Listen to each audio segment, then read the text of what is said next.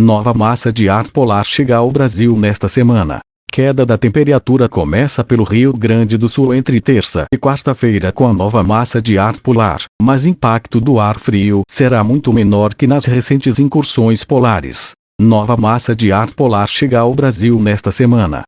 O ar frio avança pela Argentina e vai começar a ingressar no sul do país entre terça e quarta-feira com queda acentuada da temperatura que encerrará a sequência de dias quentes e de temperatura acima da média de agosto.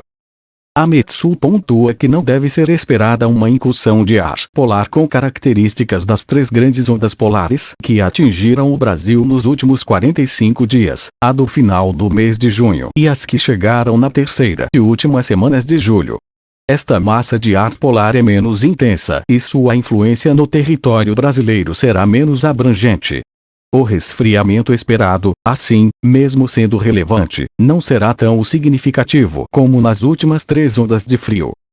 O ar polar será precedido por uma frente fria que trará chuva para os três estados do sul do Brasil, mas cujos volumes de precipitação devem ficar aquém da necessidade hídrica da região pela prolongada estiagem no centro-sul do país. A queda da temperatura terá início pelo Rio Grande do Sul entre terça e quarta-feira. Na maioria das cidades gaúchas, as mínimas da terça devem se dar à noite, logo no final do dia, à medida que o ar polar irá ingressar no decorrer do dia com vento. As madrugadas mais frias neste novo episódio de ar polar deverão ser as da quinta e da sexta, mas, em particular da quinta. Porto Alegre, por exemplo, pode ter 9 graus ou 10 graus na quarta de mínima, 4 graus ou 5 graus na quinta, 7 graus ou 8 graus na sexta e ao redor de 11 graus sábado que vem.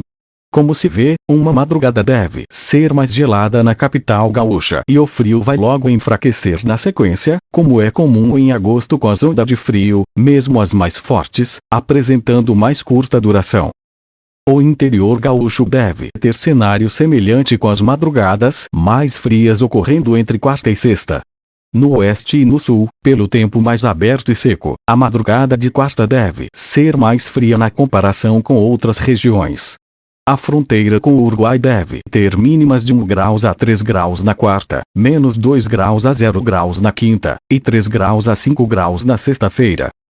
Os aparados da Serra, por sua vez, a região mais fria do Rio Grande do Sul, deve sentir o resfriamento mais a partir da quarta-feira, quando as mínimas devem ocorrer no fim do dia com 3 graus ou 4 graus durante a noite.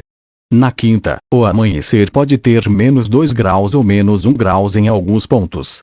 Na sexta, as mínimas devem ficar ao redor de 0 graus.